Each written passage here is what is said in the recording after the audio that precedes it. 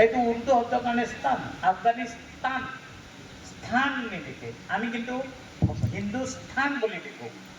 এই কথাবিলাকক কিন্তু ল'ৰা ছোৱালীবিলাকে লগে লগে বুজি যাব লাগিব। এতিয়া মুকেশক যদি মুকেশ, লতা মংগেশকাৰৰ কথা যদি তোমালোকে নাজানা, লতা মংগেশকাৰৰ যদি হিষ্ট্ৰী নাজানা তোমালোকে, যে ক'ত জন্মিছিল, দীননাথ মংগেশকাৰৰ ছোৱালী আছিল, তেওঁলোকৰ 4জনী ভণ্টি আছিল, আশা, উষা, লতা, মীনা আৰু হৃদয় মংগেশকাৰ মিউজিক ডাইৰেক্টৰ হৈছিল ভাইকজন।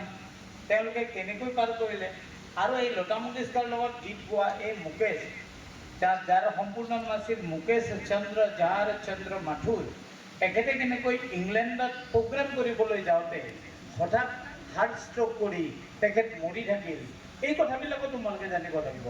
নীতিন মংগেশকাৰ বুলি তেওঁ প্ৰত্যেকজনে পিছত গান গাবলৈ ওলাই আহিল। ৰফিৰ কথা যদি তোমালোকে নাজানা, এই কথাবিলাকে কিন্তু আমাৰ আজিৰ দিনটোৰ বা এই শিক্ষা জীৱনটোত আমাক ক'ৰবাত অপূৰ্ণ কৰি ৰাখিব পাৰে। আৰু শিল্পীবিলাকে যে কিমান ডাঙৰ কাম কৰিব পাৰে।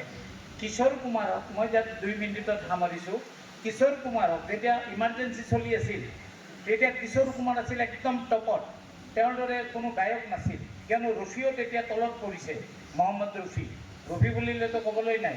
তেতিয়া এদিন সঞ্জয় গান্ধীয়ে কিশোৰ কুমাৰক কৈছিল যে ফোন কৰি মুম্বাইলৈকে, যে মই ইয়াত ডাঙৰ নয়দাত এটা ডাঙৰ প্ৰগ্ৰাম কৰিম, সেই প্ৰগ্ৰামটোত তুমি গান গাব লাগিব, আপুনি গান গাব লাগিব। কিশোৰ কুমাৰে লগে লগে সুধিছিল কিমান টকা দিব। তেতিয়া সঞ্জয় গান্ধীৰ খং উঠিল আৰু ক'লে কি যে নাই, আপোনাক মই নামাতো।